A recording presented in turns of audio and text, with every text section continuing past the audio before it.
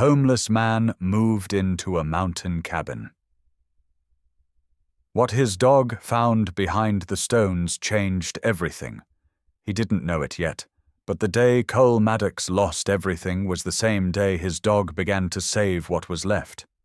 People said he moved into that broken mountain cabin to escape the world, but the truth was waiting for him long before he arrived. Buried behind the stones, guarded by the only creature who never once walked away. And when the past finally came for him, it wasn't the cabin that stood between Cole and danger. It was Bruno. Snow fell in slow, heavy sheets over Kalispell, the kind that swallowed sound and made the whole world feel like it was holding its breath. Cole Maddox stood on the porch of the house he no longer owned, the foreclosure notice slapped crooked against the doorframe. 20 years of sweat, late shifts, wildfire seasons, and rebuilding other people's dreams, gone in the time it took a bank clerk to type his name. Behind him, Bruno let out a deep, guttural growl, not the playful kind, not even the warning he gave when coyotes wandered too close. This one was low, tight, the kind that made the hair rise on the back of Cole's neck. The dog's eyes were fixed on the backyard, pupils narrowed, breath visible in the cold. "Easy, boy," Cole said, though he didn't feel steady himself. He followed Bruno's stare toward the fence. The snow blurred everything, but for a second he saw it. A shape, a shoulder slipping behind a tree, a quick, deliberate movement. When he blinked, it was gone. Probably a hiker cutting through, he muttered, or just the wind. Bruno didn't buy it. His stance stayed rigid, body angled protectively in front of Cole, a trained posture despite never having been formally trained. The bank agent lingered at the bottom of the steps, shuffling papers like they could shield him from the cold. Or from guilt. "Sir, they want you out by noon. I don't make the rules." Cole didn't answer. He walked to his truck, threw the last of his belongings into the passenger seat, and slammed the door shut harder than he meant to. He looked back once at the house. No lights, no warmth, no reason to stay. Bruno jumped into the truck before he even opened the door fully, like he'd been ready to leave longer than Cole had. They pulled away from the curb. Snow swallowed the tires.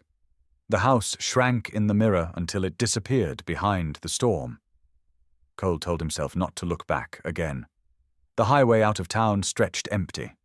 He kept one hand on the wheel and the other pressed against the spot where his wedding ring used to sit. He'd thrown it away weeks earlier, outside a gas station. The metal had hit the trash can with a hollow sound he felt in his ribs. Bruno had barked then too. Not loud, not frantic, just insistent, as if begging him to reconsider something he couldn't put into words. Now the dog sat upright in the passenger seat, ears forward, eyes flicking between the rear window and the tree, lined sliding past. Every few minutes he let out a soft, restless sound, a warning wrapped in worry. "It's behind us," Cole said quietly. "All of it. Town. Job. Sarah. Let it go."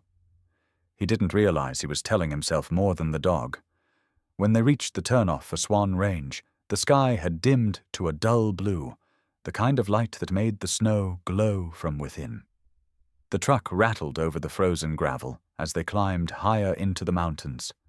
Cole had camped here as a kid with his father, way before life got complicated, before the distance, before the night his father left and never returned. Those woods were the only place Cole had ever felt close to him again. They pulled off near an old logging road, half hidden by fallen branches and the weight of winter. Bruno jumped out and sniffed the air, tail lowering as he scanned the trees. Cole grabbed his pack and followed the dog's lead. The foundation of the old cabin lay where he remembered it, a rectangle of stone half buried in snow, silent and forgotten. Perfect. Home for now, he murmured. Bruno circled the perimeter immediately, nose to the earth. Then he stopped at the rear corner of the foundation, stiffened, and growled again. "What is it?" Cole stepped closer. Snow shifted under his boot. Beneath it, something metallic glinted. He crouched, brushed away ice and dirt, and uncovered a thin strip of metal wedged between two stones, too straight to be natural. He tugged once. It didn't move. Tugged again. A faint click echoed under the foundation. A hollow sound. Bruno barked sharply, jumping back. Cole froze. He pressed his ear to the stones. There was space beneath them. A cavity. Something built, not by accident. His pulse quickened. He dug through the snow with bare hands, ignoring the sting, until he exposed the corner of an old wooden cover, rotted but intact. He pulled. It lifted a few inches before jamming. Something was definitely down there. He hesitated. Not because he feared danger, because he feared memory. His father had spent months up here alone before disappearing. If he'd left anything behind, it would be here. Cole tried lifting the cover again. It groaned but stayed stubborn. He would need tools, leverage, light. Before he could turn back to the truck, a branch cracked deep in the woods. Bruno spun instantly, body rigid, teeth bared. Snow flicked from his fur as he stepped in front of Cole again. The dog's growl carried an edge Cole had never heard before. Alert, territorial, protective. Cole squinted into the trees. Nothing but falling snow. But he could feel it. Someone was there, watching, waiting, just like earlier at the house. He placed a hand gently on Bruno's back. It trembled under his palm, not in fear, but readiness. "Let's keep moving, boy. We're not staying exposed out here." They backed toward the truck slowly, Bruno never breaking eye contact with the darkness between the pines. As they reached the cab, Cole looked once more toward the hidden hollow beneath the stones. The cover sat crooked now, cracked open just enough to show a sliver of darkness underneath. Something his father had left. Something the stranger in the woods might be searching for, too. Cole started the engine. Snow dust lifted under the tires. Bruno kept staring out the back window until the cabin foundation disappeared from sight. Cole didn't know what he'd find inside that hidden space. He only knew one thing. Whatever had started watching him back in Kalispell hadn't stopped, and Bruno, without a word, already understood it. By late morning, the storm light had thinned into a dull grey haze, the kind that muted every sound except the crunch of boots on fresh snow. Cole returned to the foundation with a coil of rope over his shoulder and a bundle of salvaged tarp tucked under his arm. The air smelled of pine and distant ice, crisp enough to sting the lungs. He inhaled anyway. The mountains had a way of clearing out whatever you pretended you weren't carrying. Bruno moved ahead of him, pacing with an intentional rhythm. No sniffing around, no wandering. As if he had a destination. As if he already knew the shape of this place better than Cole did. Cole stopped at the edge of the stone rectangle. The foundation looked older in daylight, moss filling the cracks, snow gathered in uneven drifts. His father had once described this place as a temporary retreat, a spot where he came to clear his mind after long seasons fighting fires. Cole had been too young then to understand what a man might need to escape from. Now he understood it far too well. Bruno paused at the far corner, the same one where they'd heard something the day before. He lowered his head and started pawing at the ground with sharp, decisive strikes. Not playful, not random, purposeful. "What are you after now, buddy?" Cole stepped beside him. Bruno didn't look up. He dug faster, breath quickening, tail stiff but not raised. Snow flew in a messy arc behind him. Beneath the white powder, the earth was softer than it should have been. Disturbed. Recently. Cole knelt and brushed the soil aside. Under his fingertips, he felt the edge of something cold and smooth. He cleared more, revealing a flat stone. Not natural. Cut. Placed. His pulse jumped. He pushed harder and the corner of the stone shifted slightly, revealing a thin, dark gap beneath it, as if someone had lifted this slab before. Recently. This wasn't just the foundation of a cabin. Someone had been here. Someone had accessed whatever was beneath it. Bruno stopped digging and snapped his head toward the tree line, muscles coiled. There was no sound, no motion Cole could see. But the dog's ears locked onto a point deep in the woods. His body went still in a way that wasn't fear, but recognition. Cole followed the line of Bruno's stare. Nothing. Just shifting shadows and the faint sway of branches. He swallowed his unease. We handle one thing at a time. He stood, grabbed a fallen beam, and started clearing debris from the old foundation. It felt good to work again, to feel weight in his hands, to build instead of destroy. He tied the tarp between two surviving posts, enough to keep snow off their heads. It wasn't shelter.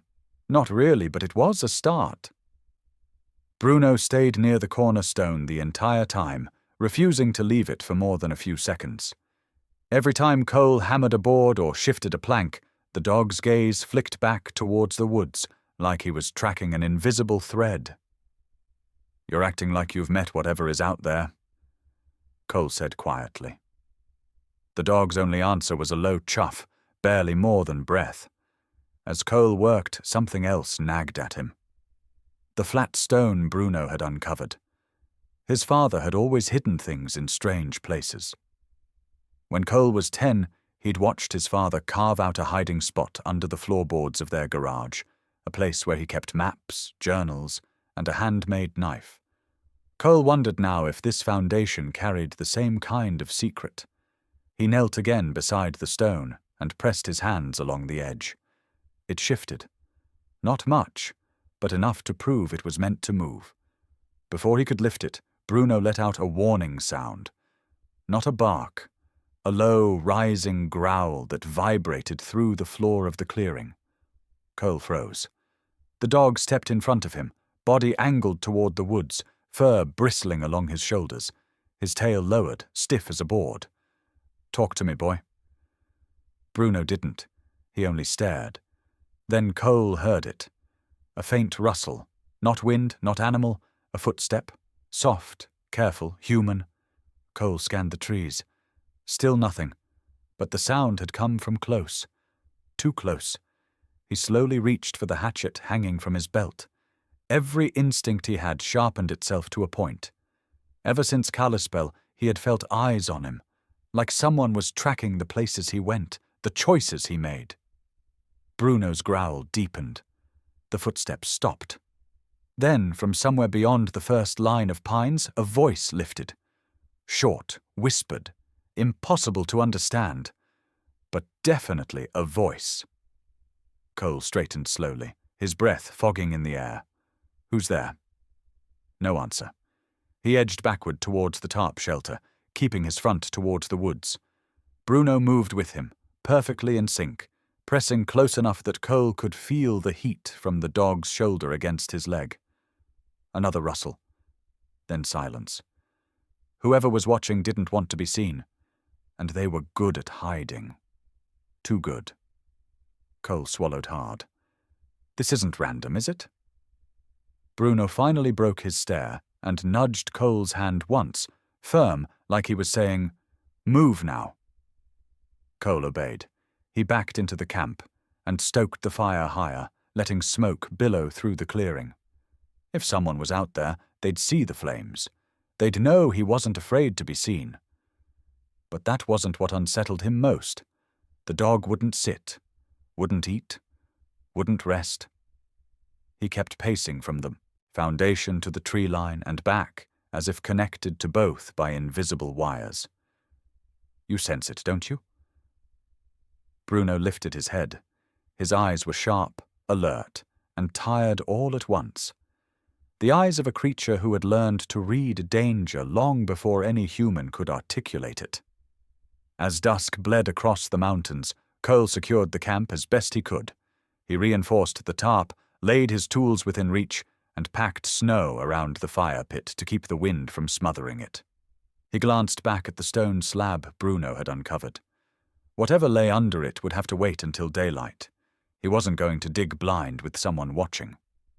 By nightfall, the cold crept in. Cole pulled his coat tighter, but Bruno didn't so much as shiver. The dog stood like a sentry, head high, ears rotating to catch every shift of air. Cole finally settled on the ground beneath the tarp, exhausted. "You can rest, boy." Bruno didn't move. Only when the wind shifted, carrying the faintest scent of smoke from deeper in the forest, did he react. His body stiffened. His breath hitched. He growled so quietly Cole barely heard it. Someone else had a fire nearby. Close. Too close. Cole's stomach tightened. That wasn't a drifter. That wasn't a lost hiker. Whoever it was had followed them up the mountain, and Bruno had known it long before he did. Cole leaned forward, his hand resting on Bruno's back, grounding both of them. The dog trembled under his touch, coiled like a wire ready to snap. "Okay," Cole whispered. "Tomorrow we dig. Whatever is under that stone, it's time we find it before someone else does." Bruno exhaled once, slow, as if agreeing, and the mountains around them, cold and watchful, seemed to listen. The morning broke with a cold, metallic light, the kind that made the mountains look sharper, the shadows deeper, as if the whole range was carved out of steel. Cole woke to the sound of snow slipping off branches, and Bruno pacing outside the tarp shelter, his nails clicking lightly over the frozen ground. The dog wasn't anxious. He was waiting. As soon as Cole stepped out, Bruno trotted to the far corner of the foundation where he had dug yesterday. He looked back once at Cole, then began pawing again with the same relentless precision. "All right, I'm coming," Cole muttered, rubbing sleep from his eyes. When he knelt beside the stone slab, he noticed it had shifted more overnight. Not by nature, not by accident. Something had nudged it. Someone. A faint boot mark pressed into the snow just inches from the slab. Fresh, not his. Cole's heartbeat kicked hard against his ribs. His breath fogged in the cold air. He crouched lower, lifted the slab with both hands, and this time it gave way, the hinges of earth creaking as it tilted open. Bruno stepped back, tail stiff, body angled protectively behind Cole. Under the slab was dirt packed into a small rectangular cavity. Cole brushed it aside and his fingers hit metal. He scraped faster, clearing away, soil until the shape formed clearly. A tin box, rusted at the corners, the lid warped by age. He lifted it gently. The weight was surprising for its size, heavy with something more than memories. A cold line crawled up his spine. His father had been here. Bruno leaned close, sniffing the box intensely, then let out a low sound, almost a whine. Not fear, recognition. Cole opened the lid. Inside was a piece of folded cloth wrapped around two objects. The first was a knife, handmade, curved edge, handle carved from dark wood, smoothed by years of work. On the handle, carved deep enough to survive decades, was a name. Maddox Sr. Cole's breath crashed out of him. For a moment, the clearing blurred. He touched the handle, feeling grooves worn by the same hand that used to carry him on its shoulders. A life he'd lost long before his father vanished into these mountains. He lifted the second item, a small scrap of laminated map. Old, edges cracked. At the top was a faded stamp from the Forest Service, dated more than 40 years ago. A crude red X was drawn near the ridge above the valley. But something else had been added later in darker ink. A circle around a section of rock face, with two words written beneath in shaky letters. Keep sealed. Cole stared at it. The cold felt sharper now, as if even the mountains were listening. "Dad, what did you do out here?" Before he could think further, Bruno's body went rigid. His ears snapped forward, his tail dropped, his chest expanded as he inhaled sharply. Cole froze. Bruno turned toward the tree line, every muscle locked. One step, then another. A low growl rolled out of him, deeper than anything Cole had heard from him before. "What do you see?" Cole whispered. That was when the twig snapped. Not close, but close enough to be a warning, or a mistake. Something, or someone, was moving through the tree line again. Cole shoved the knife into his belt and folded the map into his coat. He grabbed the tin box and backed slowly toward the tarp shelter. Bruno followed, staying half a step in front, as if guiding him backward with the accuracy of a trained guard dog. A shadow flickered behind a pine trunk, then vanished. Bruno roared once, a sharp explosive bark that cut through the air like a blade. Cole gripped the hatchet. "Show yourself." Silence. Only the wind responded, brushing the tops of the pines. Bruno kept staring. He didn't blink. He didn't breathe. He was locked onto something Cole couldn't see. Finally, the forest settled, but the tension didn't. Cole knelt in front of Bruno and placed both hands on his shoulders. "You're not wrong, boy. Someone was here last night, and someone came back." Bruno pressed his head briefly against Cole's arm. A gesture of connection, reassurance, and warning all at once. Cole opened the tin box again and studied the map. The circled area was only a few miles from the cabin, a place he vaguely remembered his father mentioning once before he clammed up and never spoke about the mountains again. Keep sealed. The words looked almost like a plea, but now someone else was up here. Someone who wanted whatever was hidden just as badly. The sun dipped behind a blanket of cloud, and the cold deepened. Cole spent the rest of the day reinforcing the tarp shelter and gathering wood, though every task felt automatic. His mind was on the knife, the map, and the stranger in the woods. He glanced at the foundation every few minutes, half expecting something else to rise from beneath it. Bruno never drifted far from his side.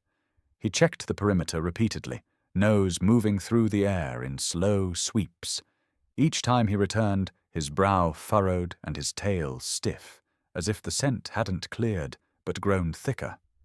By evening, the clearing felt different, tight watched, the kind of quiet that was not peace, but pressure. Around dusk, as Cole lit the stove under the tarp, Bruno stopped eating mid-bite. His ears shot up, his head snapped toward the ridge.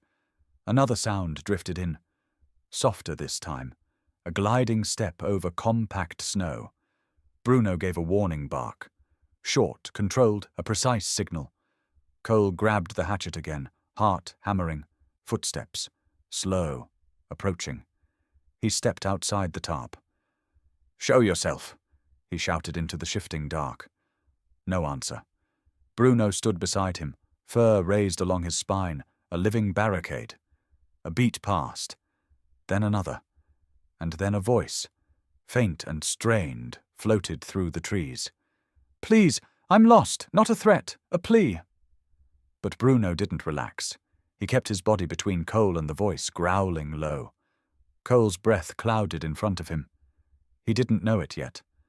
But the map, the knife, and the stranger calling from the dark were all connected. And before sunrise, he would discover that the mountains were not finished revealing what his father had left behind. Not by a long shot. The storm rolled in so fast it felt unnatural. Not gradual, not creeping, but slamming down from the ridge like a collapsing ceiling of white. 1 minute the sky was grey and restless.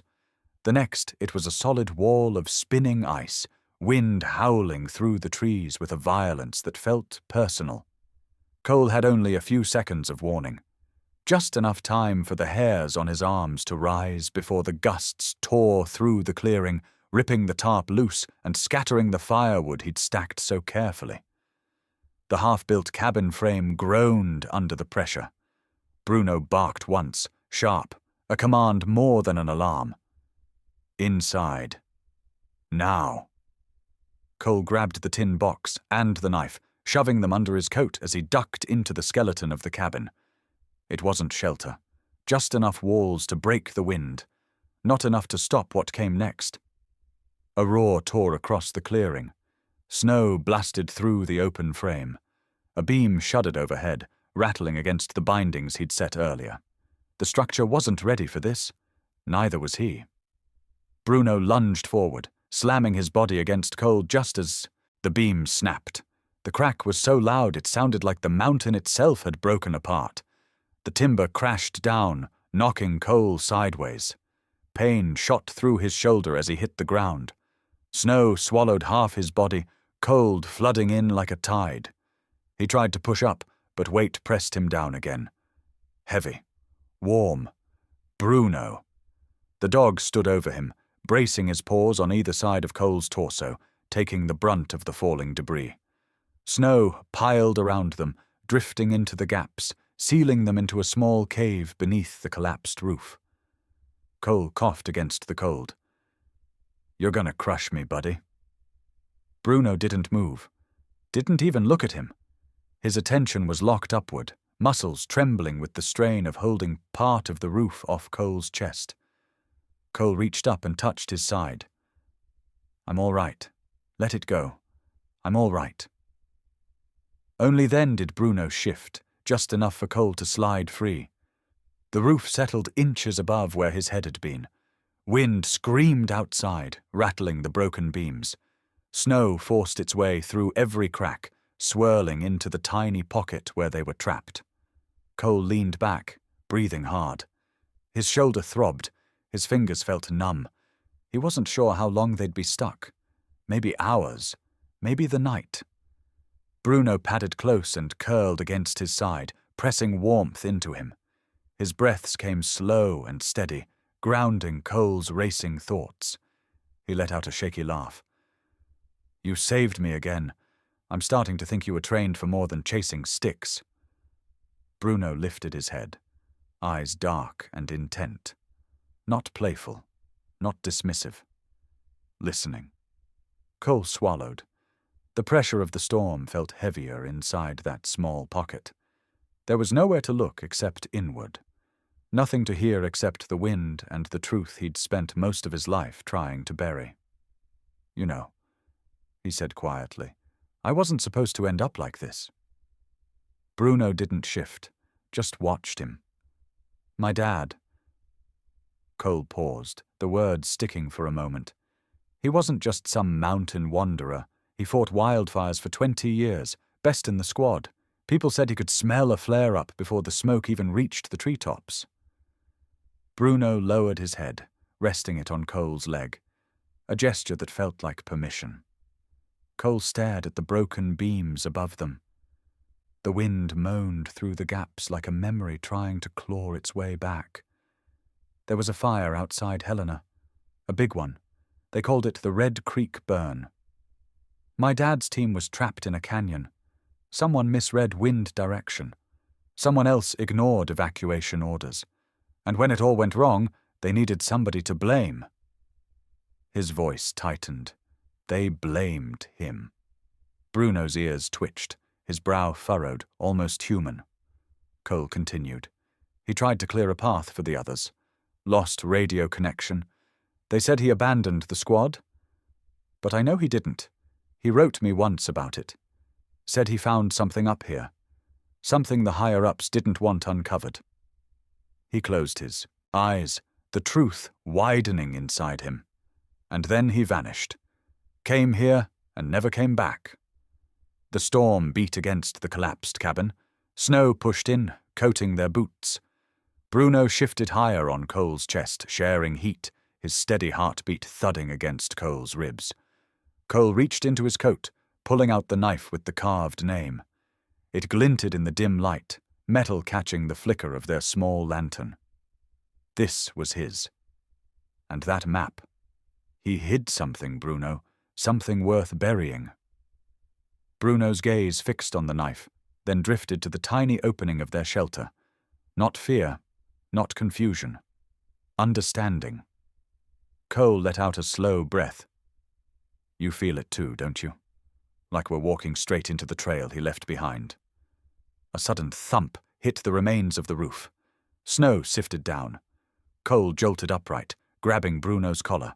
Quiet. Another sound, softer, steps, human. Someone was outside. Bruno's body tensed, but he didn't bark. Instead, he leaned into Cole, pressing him back down, shielding him with quiet authority. Like he knew noise was the wrong move. Cole held his breath. A shadow crossed the broken crack in the roof. Slow, intentional. Then it faded into the storm. Bruno watched until the last shift of light vanished, then finally relaxed enough to lay his head back on Cole's chest. Cole exhaled. Whoever was out there hadn't come to help. He brushed his fingers over Bruno's fur. "You're all right. You're my eyes, buddy. You always were." Bruno blinked once, slow and deliberate. His chest rose and fell with calm conviction, as if to say, "They can come. We're not done yet." Outside, the storm raged on, but in that cramped shelter, a different silence settled. Heavy. Necessary. A pause before the truth buried beneath 40 years of secrecy clawed its way back to the surface. And as Cole drifted into a shivering half-sleep, he felt Bruno press closer, warm and unshakably present, guarding him the way his father once had, a dog, a storm, a secret, and a past no longer content to stay buried. The storm weakened by dawn, leaving the clearing blanketed in heavy, wet snow that sagged across the broken beams like a defeated animal. Cole stepped out of the collapsed cabin with careful movements, his shoulder still aching from the night before. Bruno stayed close to him, scanning the perimeter with rigid intent. The dog hadn't relaxed once since the shadow passed overhead. Cole bent down to examine a deep set of tracks pressed into the snow near the cabin's edge. They weren't his, and they weren't from the night watcher either. These were smaller, lighter, uneven. A kid's footsteps. He held his breath as Bruno lowered his head and sniffed the prints with urgency, tail raised halfway.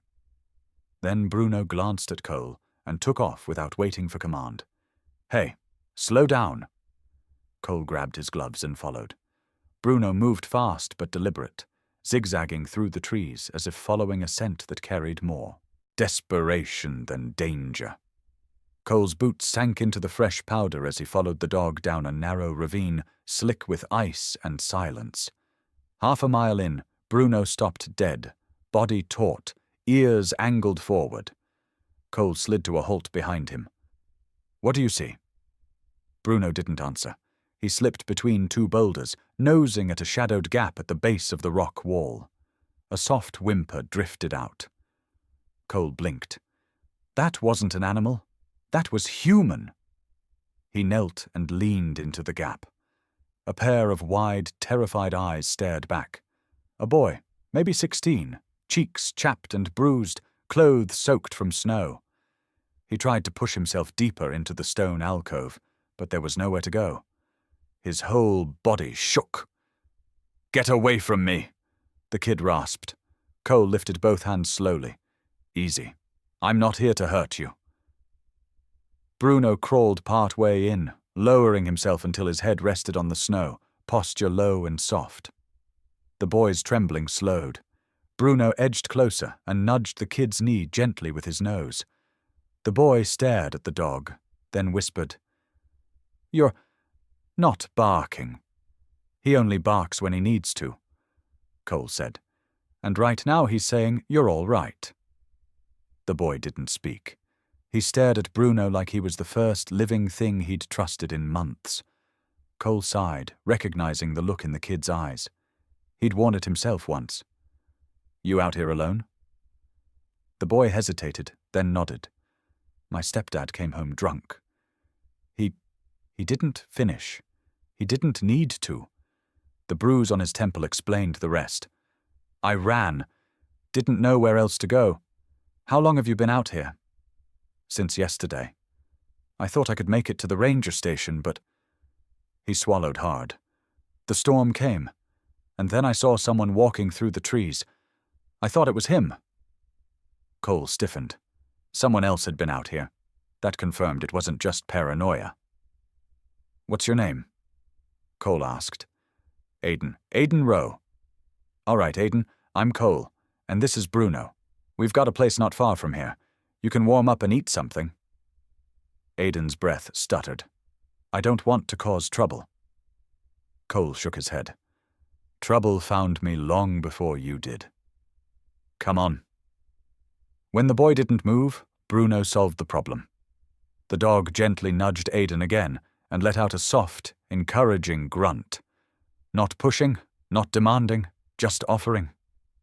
Aiden's shoulders shook once, not from cold, but from the shock of being treated gently. He crawled out. Cole stood and helped him up. Aiden weighed almost nothing, like a kid running on fear and stubbornness alone. As they walked back, Aiden limped. Cole offered a hand, but Bruno beat him to it, pressing against the boy's leg, letting him lean on his side. Aiden looked down at the dog with a small, cracked smile. Why is he being so nice to me? Cole exhaled. Because he sees what matters. When they reached the cabin, Cole ushered Aiden under the tarp and wrapped him in a spare blanket. The boy's teeth chattered as he sat near the small fire. Bruno lay directly against his hip, a silent furnace of safety. Cole heated a can of soup and handed it over. Aiden drank it too fast, coughing halfway through. Slow down, kid. You've got time now. Aiden wiped his mouth, looking embarrassed. Sorry, I haven't had food since yesterday morning. Cole sat across from him, watching Bruno's steady gaze. The dog hadn't left Aiden's side once. Why'd you come all the way up here? Aiden finally asked, trying to figure things out. Cole poked at the fire, trying to restart something that got lost. Aiden nodded as if he understood. I didn't mean to find you. I was just trying to disappear. Cole met his eyes. You don't need to disappear here. Something flickered across Aiden's face. Relief. Fear. Hope. The kind that came from someone who had never been told he was safe before. Outside, the forest creaked under leftover wind. Cole's shoulder throbbed from the storm. The collapsed cabin felt colder. The shadow of the unknown watcher still lingered. But inside this small shelter, something shifted. Aiden reached a hesitant hand toward Bruno. The dog leaned forward and rested his head in the boy's palm. A silent oath. Cole watched the exchange with a heaviness he hadn't known he carried. 3 people alone were drifters, but together, even in a broken cabin under a mountain sky, they were beginning to look like something else. A family taking shape in a place no one had meant to survive. And deep in the woods, where snow muffled every step, someone paused at the tree line and watched the faint glow of their fire. Bruno's head shot up, but the figure slipped away before Cole could see what the dog already knew. Trouble wasn't done with them. Not even close. By late morning, the sky had cleared, revealing a thin blue strip above the treetops. Cole had just finished reinforcing the temporary tarp over the collapsed wall when Bruno stopped mid-step, stiffened, and fixed his gaze down the trail. Not a growl, not a bark, just absolute stillness, the kind that meant someone was coming. Cole wiped his hands on his jeans. "Who is it, boy?" Bruno didn't move. His ears tilted forward. His tail hovered straight behind him. Cole followed his line of sight and spotted a dark SUV grinding its way up the snowy path, tires cutting deep ruts in the frost. Aiden emerged from behind the cabin, worry flashing across his face. "Did somebody follow me?" Cole didn't answer. He stepped in front of the boy instinctively. The SUV rolled to a stop 20 yards out. The driver's door opened, and a woman stepped out. Tall, square-shouldered, late 40s or early 50s. Her coat bore the badge of Flathead County, Sheriff Dana Kepler. She didn't put her hand on her gun. She didn't posture. She just closed the car door quietly, eyes scanning the cabin, the broken beams, the tarp, the small fire pit. Then her gaze settled on Cole. "You Maddox?" she asked, Cole lifted his chin. Who's asking? She held up a folded document. Sheriff's office got a complaint. Someone said you're occupying restricted land, building structures without clearance.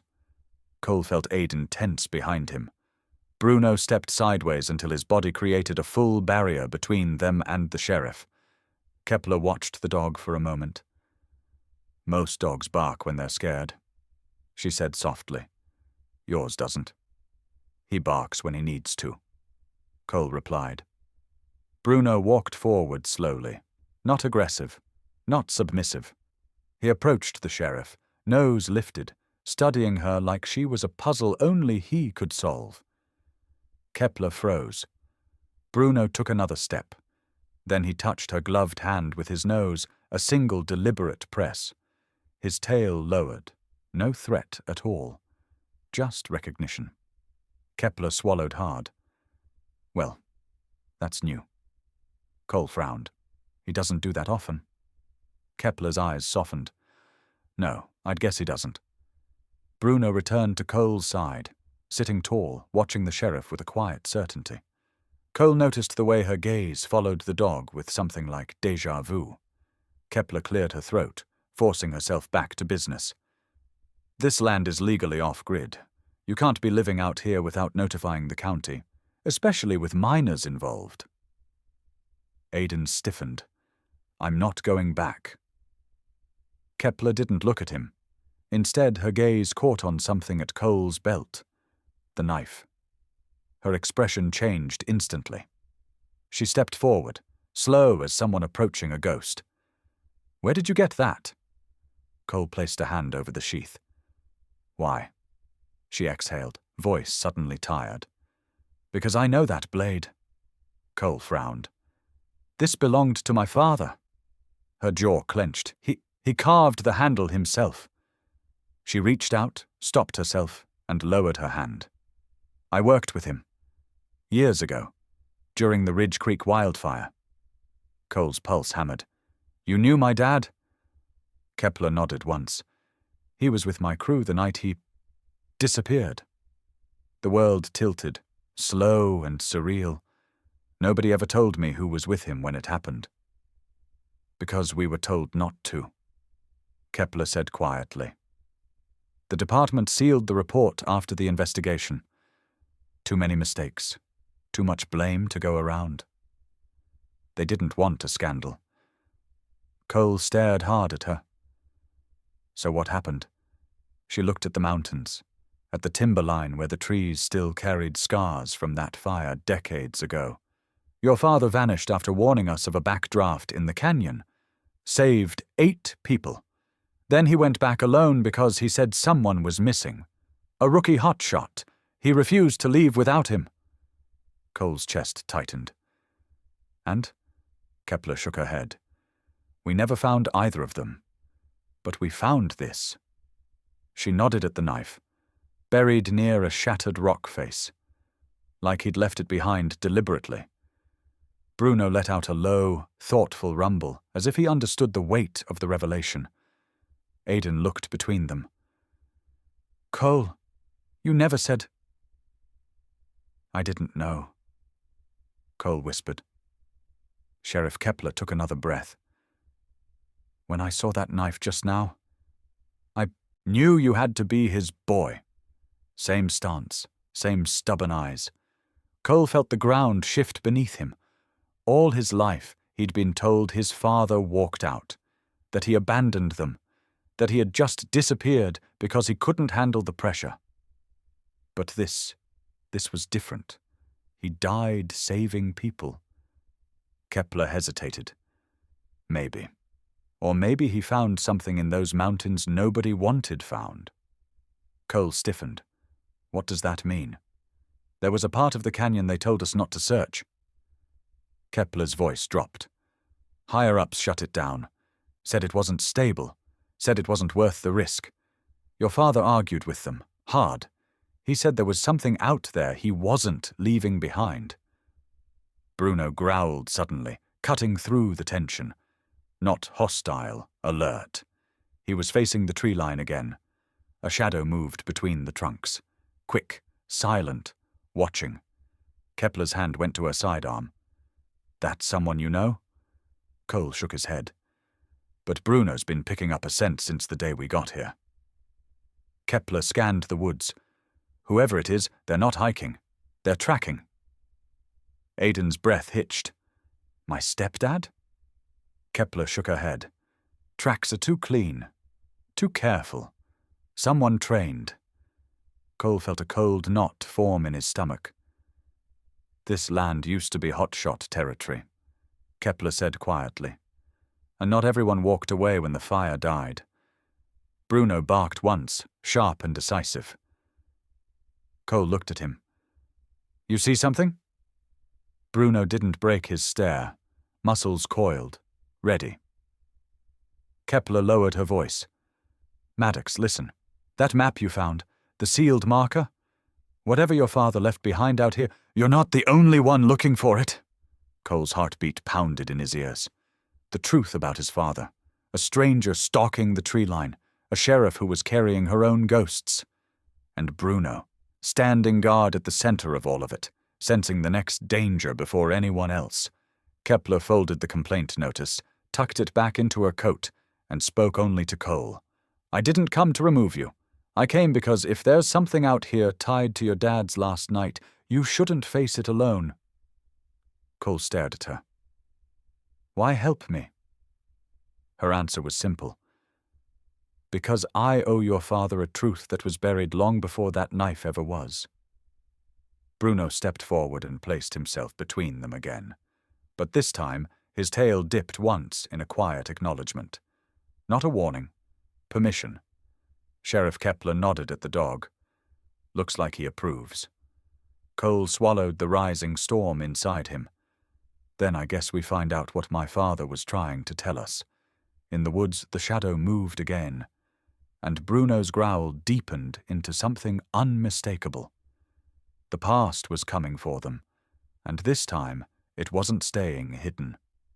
The thaw came early that week, the kind that softened the top layer of snow and sent thin streams of meltwater trickling down the slope behind the cabin. Cole used the brief warmth to reinforce the new beams Sheriff Kepler helped him mark out. Aiden sorted nails beside him, humming under his breath, finally sounding like a kid again. Bruno, however, was different. The dog's usual calm alertness had sharpened into a constant patrol. He circled wider than before, sometimes disappearing for long stretches, returning with snow on his muzzle and attention coiled in his shoulders like wire pulled too tight. Kepler noticed it first. That's not ordinary guarding. She murmured, He's tracking a pattern. Cole tried to mask the worry in his voice. He's been on edge since you showed up. Kepler shook her head. No, whatever has him stirred up was here long before me. Aiden paused mid-sorting. Maybe it's the guy in the woods, the one Bruno saw first. Cole exchanged a glance with the sheriff. They all felt it. The presence, the watching, the weight behind the tree line that tightened the air like it was ready to snap. But before they could dig deeper into it, unexpected visitors arrived. Late afternoon sunlight flickered between the pines when Bruno's bark tore across the clearing. A single bark, commanding, warning but not aggressive. Cole grabbed his jacket and stepped outside. Two figures were trudging up the trail, each carrying a duffel bag and looking like they'd walked through hell to get there. The man in front was tall, muscular, mid-30s, with a scruffy beard and a limp that spoke of old injuries. His clothes were worn but clean, his eyes sharp with the constant scanning of someone who never fully left the battlefield behind. Miles Turner, former Army medic, though Cole didn't know that yet. Behind him walked a woman, early 40s, bundled in a faded winter coat, struggling against the incline but determined to keep moving. Her name, they'd learn later, was Rosa Hill, an out-of-work nurse who'd been evicted from her apartment 3 weeks earlier. Cole raised his hand slightly. You two lost? Miles stopped, eyed Bruno's stance and gave a nod like he understood the rules of a place guarded by a dog like that. Depends on what you call lost. he said. Rosa stepped forward, breathless but earnest. We heard. People said there was a place out here, somewhere folks like us could start over. Cole arched a brow. Folks like you? Miles met his gaze. People who don't have a place to go back to. Aidan appeared behind Cole, curious but cautious. Sheriff Kepler came from the cabin doorway, her hand hovering near her holster but not drawing. You from Kalispell? She asked. Rosa nodded. But we left before sunrise. Didn't want trouble following. Bruno took a slow step towards them. His posture wasn't hostile, but he wasn't relaxed either. He circled Miles once, nose lifted, then moved to Rosa. After a long, deliberate sniff, he sat down between Cole and the newcomers. Approval. Kepler exhaled. Well, looks like the dog voted before any of us. Miles smirked. Never known a shepherd to be wrong about character. Cole crossed his arms. And why come here, specifically? Rosa exchanged a glance with Miles. Because the rumor said this place wasn't just off-grid. It was safe, and run by a guy who fixed broken things. Aidan snorted softly. That's generous. Cole bit back a smile. He still struggled with the idea of leading anything, let alone strangers.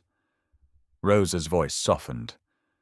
We won't stay if it's a burden, but we could help.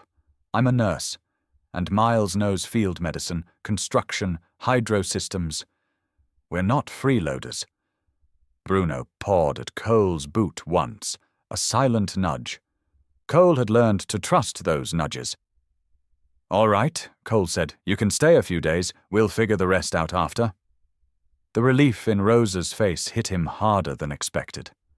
Miles dropped his duffel and looked around the clearing, his eyes catching on the half-built structure, the makeshift tarp wall, and the fractures in the cabin foundation. You've got good bones here. Could use better support beams. And maybe a water filtration line. Cole raised an eyebrow. You offering or criticizing? Miles cracked one of the first real smiles he'd shown in a while. Both. They spent the day setting up a second shelter using old canvas and downed branches. Rosa helped Aidan organize supplies and patched a scrape on Cole's arm he'd been ignoring. Sheriff Kepler split her time between helping and watching the woods. Bruno, meanwhile, vanished again. An hour passed. 2. Then the dog returned at full sprint, breath steaming, paws kicking up snow. His growl wasn't loud, but it was raw, urgent, the kind he'd only used when danger was so close it touched the edge of instinct. What is it, Bruno? Cole crouched. Bruno dropped something at his feet, a torn strip of fabric. Dark green. Standard military cargo material. Miles froze, face draining of color. That's not new issue. That's old Ranger Corp weave. Retired 20 years ago. Kepler stepped in. Cole, where exactly did he find this? Cole knelt, examining the shredded cloth. The edges were weather-worn but not rotted. Someone had brushed past a sharp branch recently, within a day or two. Bruno nudged Cole's shoulder, then jerked his head towards the woods. Farther upstream. Aidan whispered. That's where he goes when he patrols. Cole stood slowly. So, whoever's watching us, they're trained? Miles frowned. Could be a hunter. Kepler shook her head. No hunter moves this quietly. No hunter circles a site for weeks without leaving trace. Someone studying you. Aidan swallowed hard. Studying or waiting? Bruno stiffened again, staring at the tree line with a low rumble that vibrated through the soil. Cole's voice dropped. They're not here because of us. Kepler finished the thought. They're here because of your father. Miles looked at Cole. Your father? What's he got to do with this? Cole didn't answer right away. Instead, he took the torn fabric, folded it, and slipped it into his jacket pocket. In less than a week, the clearing had become something new. Not just shelter, a haven, a fragile one, but havens attract both the lost and the hunted. That night, as the wind settled against the pines, Aidan sketched by lantern light. Rosa cooked a pot of stew. Miles reinforced the beams before settling under the tarp. Cole stepped outside into the cold air and looked at the stars. Bruno sat beside him, eyes never leaving the dark stretch of forest across the creek. Whoever was out there, Bruno sensed him long before any of them did. And tonight, the dog didn't relax once, not until the moon rose high above the canopy. But even then, Bruno didn't lie down. He simply lowered his head and kept staring into the trees, waiting for the next move. The first sign that things were shifting came not from a threat, but from a whisper. A blurry photo of the clearing, taken by a hiker who wandered too close, made its way onto a small online forum. The caption read, "A hidden camp where no one bothers you. A place for the forgotten." Someone added a drone clip, someone else added a rumor, and within 3 days, the story had a name. The settlement in the Swan Range, the mountain village of the Left Behind. Mountain Haven. Cole had no idea any of it was happening until the first SUV crawled up the old fire road, tires skidding through slush. Bruno sensed it long before the engine echoed. He walked to the porch, stiff and alert, tail down but steady. A single bark slipped out, not loud, not panicked, more like a note of warning. Something's approaching. Get ready. Cole stepped outside. Miles followed, wiping grease off his hands from repairing a water pipe. Aidan peeked from behind a support beam. Rosa leaned against the cabin doorway, pale from the cold, but present. The SUV stopped 30 yards short of the clearing. A man in a crisp navy jacket stepped out. Behind him came 2 women carrying clipboards and polished smiles that didn't reach their eyes. Department of County Land Use, the man announced. His gaze never left the structures, the solar panels, the smoke rising from the small outdoor stove. Bruno's growl rolled through the clearing like distant thunder. The man pulled out a document. "Mr. Maddox, you and your collective are residing on unmanaged state land without authorization. This site is not zoned for permanent habitation. You have 14 days to vacate." Cole's jaw clenched. "We're not harming the land. We're building something sustainable," the woman with the clipboard cut in. "Intent doesn't matter. Regulations do." Rosa stepped forward, voice quiet but firm. "If you send us away, where do you think we'll go?" The woman blinked, thrown off for a beat. "That's not relevant to the code." Miles moved closer to Cole, his posture widening, grounding the space between them and the officials. "It's relevant to us." Bruno barked again. This time a precise rhythm. 1 bark. Pause. 2 shorter barks. Not aggressive, a reminder. Soldiers on the horizon. Hold the line. Sheriff Kepler arrived moments later, her truck fishtailing slightly as she stopped beside the clearing. She climbed out in her heavy jacket, no uniform, but her badge clipped to the pocket. "Afternoon," she said. The officials stiffened. "Sheriff, good. We need your cooperation." Kepler scanned the group, then the documents, then Cole, then Bruno, who stood directly beside her, leaning just enough against her leg to show recognition. She lifted the notice. "I've reviewed these before, and I've already cross-checked every structure here. Composting toilets, certified under the state's pilot sustainability program. Solar grid, compliant. Water system, patched but legal under temporary exemption. This is not an illegal settlement." The lead official's face tightened. "You can't override a county order." Kepler stepped closer, lowering her voice. "I can stall it, and I can make it very public if you try to force anything before a hearing." Cole didn't miss the look she gave him. It said, "Buy time, build allies, prepare." After a tense back and forth, the officials retreated. Not defeated, but unsettled. Their SUV disappeared down the trail, but they weren't the last. The reporters started arriving the next day, an avalanche of vans and cameras, microphones shoved towards the cabins, questions fired like artillery. Is this a militia site? Is the dog trained to attack? Are these people mentally stable? Do you believe you're above the law? Cole didn't answer. Miles didn't either. Rosa started shaking. Aidan backed behind a woodpile. And through the chaos, Bruno's bark cut through the noise. A single sharp note. He wasn't warning the reporters. He was calling the others to him. Protect the pack. Regroup. Rosa knelt beside him, hand in his fur. "Thank you," she whispered. One journalist leaned in too close. Aidan snapped, "Don't touch him. He's not a prop for your show." Cole stepped forward, voice low but steady. "You're done filming for today. This is private property." It wasn't, not technically, but the reporters didn't know the difference. They slowly backed off. When the final crew retreated, the clearing settled into an uneasy quiet. Kepler stayed behind. She leaned on the porch rail, staring down the road. They're not going away. Public attention cuts both ways. Could help you? Could destroy you? Cole ran a hand down Bruno's back. And what about the man in the woods? The fabric he left behind? Kepler's eyes hardened. That's the part I'm most worried about. Those officials? They want control. The man watching you? He wants something else. The wind shifted. Bruno lifted his head, ears locking onto the trail below. Not danger yet, but danger approaching.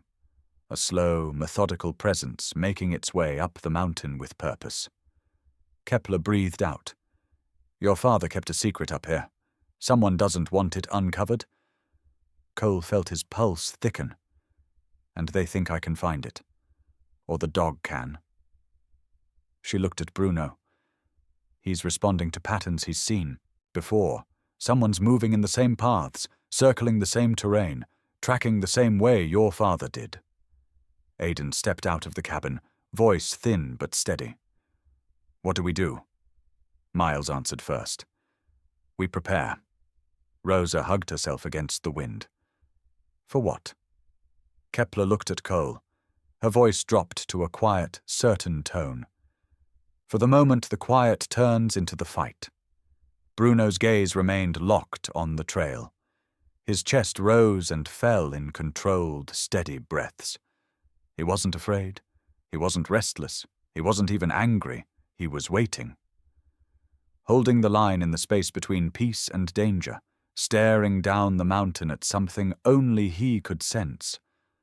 Not here yet, but coming. The man finally stepped out of the tree line at dusk, thin light catching the deep creases in his face. He looked older than the mountain itself, eyes hollowed by years of blame. Cole recognized the emblem on his torn jacket, an old Wildfire Division patch from the 70s. Name's Victor Hale, the man rasped. Your father cost me my entire crew. Bruno moved first, planting himself between Cole and the stranger. No growl this time. Something heavier, a measured stance. As if telling Cole, hear him, but stay ready. Victor's voice cracked. 40 years ago, we were trapped by a blowout. I thought your old man abandoned us. I thought he ran. Kepler stepped closer. Thought? Victor looked down at his hands. Because I never found the proof. Only the rumors. Cole felt something shift inside him. Rumors had destroyed his father's reputation, ruined their family, left them wandering without answers. Then Bruno jerked his head toward the creek and barked once, sharp and urgent. Follow. He led them past the old foundation, down a slope of limestone and moss, to a narrow crack in the rock face.